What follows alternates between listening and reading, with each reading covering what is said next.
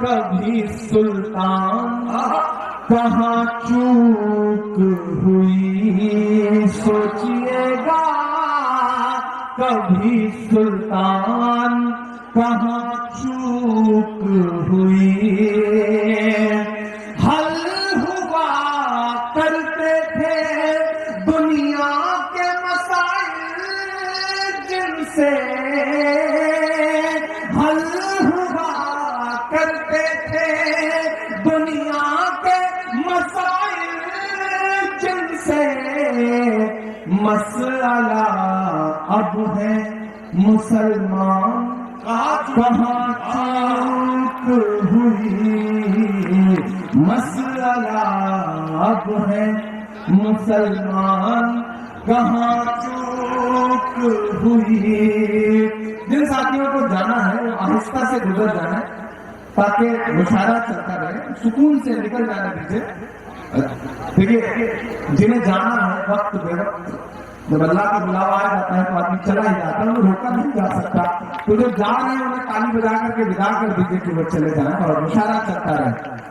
اور ایک شعر اس میں ہوا ہے، اور اگر لگے کہ صحیح بات کہہ دی گئی ہے اس طریقے سے تو مجھے دعا دیں۔ سوچئے گا کبھی سلطان کہاں چوک ہوئی، تم پہ دولت بھی ہے تعداد بھی طاقت بھی ہے، تم پہ دولت بھی ہے تعداد بھی طاقت بھی ہے، پھر بھی ہے بے سر و سامان کہاں چوک ہوئی، پھر بھی ہو بے سر و سامان کہاں چوک ہوئی۔ اور ایک شعر، اور اگر لگے کہ جو میرا مشن ہے، جو میں کہنا چاہتا ہوں، جو میں اپنی نئی نسلوں سے پچھلے 10 سال سے 15 سال سے مشاعروں میں، ہم ہی نہیں ہم جیسے تمام قلمکار جو پیغام دے رہے ہیں آپ کے بیچ میں، اگر وہ اس ایک شعر میں بھگ گیا ہو تو مجھے سن کے بتائیے گا۔ جی بھائی۔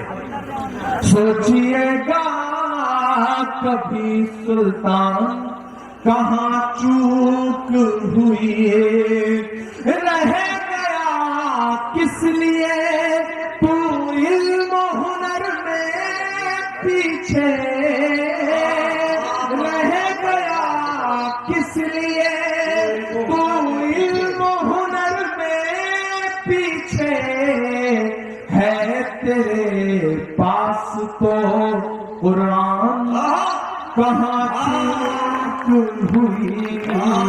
اس شعر کو ایسے کمزور تالیوں سے سنیں گے تو صحیح نہیں رہے گا۔